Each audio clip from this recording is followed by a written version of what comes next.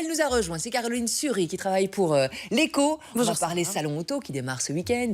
97e édition, je pense, de mémoire, c'est pas rien. Mais d'abord les bouquins avec vous, Michel. Bonjour. Et bonjour Sarah, bonjour à tous. Michel Dufresne est dans la place. Oula, Oui. oh, carrément. C'est les restes de samedi soir. Ah oui, les débuts de Du dance concert, floor. on s'en sort plus. Allez, je me suis dit, on va continuer sur cette rentrée littéraire, à ne pas parler de la rentrée littéraire tant qu'à faire, Oui. on va parler d'éditeurs belges.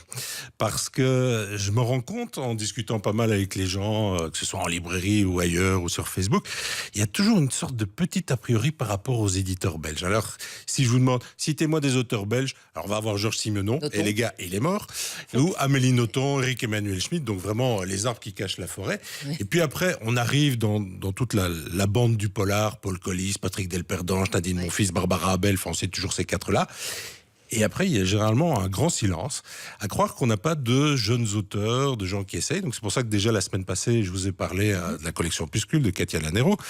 Et aussi, on voit qu'il y a une sorte d'a priori. Qu'est-ce qu'ils font? C'est pas quoi. Ça va pas être bien. Voilà, ça va Non pas être bien s'ils sont chez des Belges. mais c'est non, a mais priori. c'est- voilà, mais c'est ça, c'est si dommage. c'est des éditeurs belges, c'est que les gens n'ont pas eu la chance d'être chez les Français et C'est ce ça. genre de choses. Donc c'est toujours Petit bizarre. complexe quand même. Voilà, un petit complexe. Et alors, il y a un grand complexe chez les Belges francophones, c'est qu'à l'inverse de ce qui se passe en France, si vous êtes un auteur breton, vous cartonnez en Bretagne. Hein, si vous êtes un auteur belge, allez vous faire foutre. Hein. Excusez Oui. l'expression, c'est un peu ça. Donc, non, allons-y. Mais de ça découlent des tas d'autres petites choses, c'est-à-dire une moins bonne diffusion en librairie, les libraires parlent moins de vous. Et donc aussi, peut-être un retard dans la professionnalisation tant de l'éditeur que de l'auteur. Et c'est pour ça que je voulais les mettre un peu à l'honneur aujourd'hui. C'est bien. Voilà. Alors, par exemple, Geoffrey Claustrio et Kidnapping chez Livresse.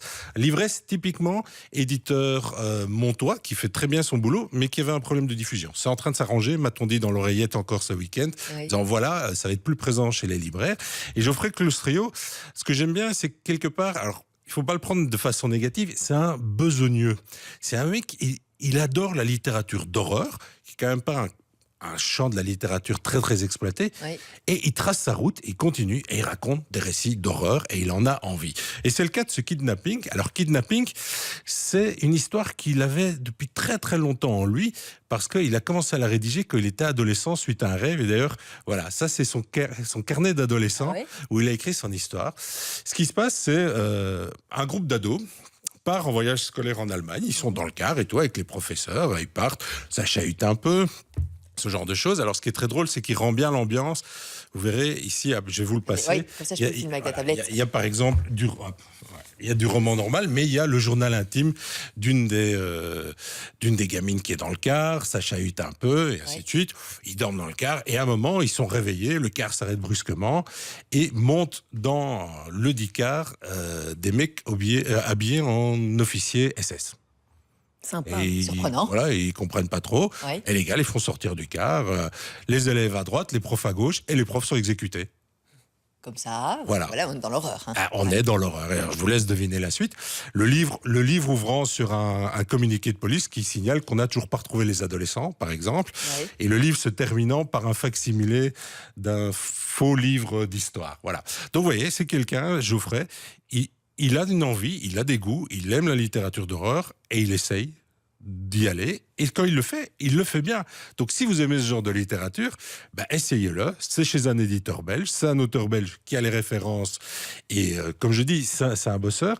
Ce qui est vraiment intéressant chez Livresse, comme je leur faisais remarquer, Ouais. c'est que d'un point de vue éditorial, ils sont bons, puisqu'il y a le faux carnet, il y a le faux livre, il y a des effets de mise en varié au niveau de la page. mise en Voilà, page. il y a On des s'ennuie effets pas. de mise en page. Voilà, donc Ouais. tout est fait pour que ça soutienne le livre, que ça soutienne le récit, que ça aille tout à fait dans l'immersion narrative qu'on attend. Mais bon, c'est un éditeur belge, alors, je sais pas, est-ce que c'est sérieux? Ben si, voilà. C'est sérieux, on peut y aller. C'est sérieux, allez-y. Il est tout jeune en plus, il est né en 85 à la Louvière, l'auteur. Oh, tout jeune, non, 85 quand même. Hein. Bah, il est Oh, pas si vieux. Enfin, 33, c'est l'âge du Christ. C'est jeune.